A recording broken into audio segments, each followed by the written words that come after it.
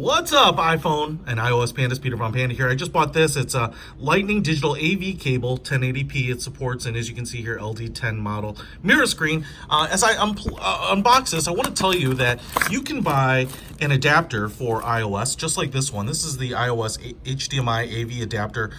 You can power your device by plugging in a lightning cable here, HDMI there, and then plug this into your device, and that'll cast something to through an HDMI cable to a screen or TV or projector, what have you.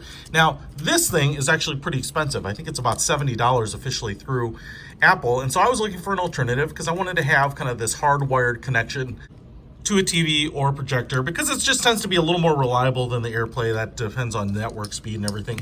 But I didn't want to spend as much money, and I also thought, something like this seemed to be really self-contained, so everything's in it. So first of all, you can see we've got a little bit of a mess of wires here, but that's kind of important.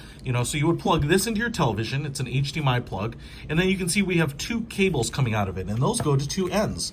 And one end is a lightning cable, so that you could plug this directly into your iPhone or iPad.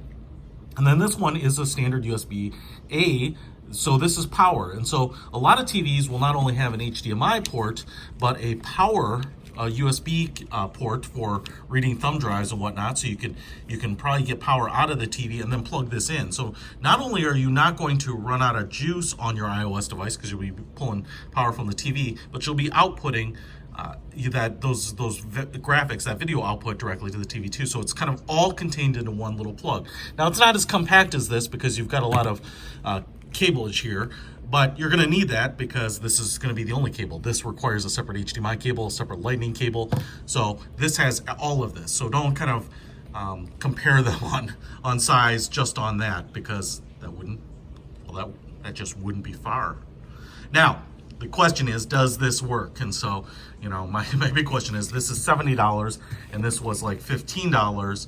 And so the mirror screen, I'm hoping, works. Let's give it a try. All right, guys, so I got it plugged into the TV here. I even got it plugged into power down below. It's in the HDMI slot right on the front here, and you can see this MiraLine menu comes up. And so there is some onboard programming. There is some computer-like software on the device itself. And as you can see, you can toggle between plug and play and OTA here, but apparently you have to do it by punching the little reset button in there. So I've been using this tool to toggle back and forth of them, because that is not as easy as I would like it to be. Plus, this isn't a touch screen or anything, so I can't do any of these things like hit settings or navigate around here without just toggling back and forth between plug and play and OTA. Now, I will say, I've got my iPad here. It's a Pro, so it's a fairly recent one, and I can never get anything to play. So don't buy this piece of junk, because I think it tries to be too smart. I mean, it tries to create like a computer bridge between them, and theoretically that'd be awesome, because it's kind of cool, because it looks like it will even create a hotspot so you can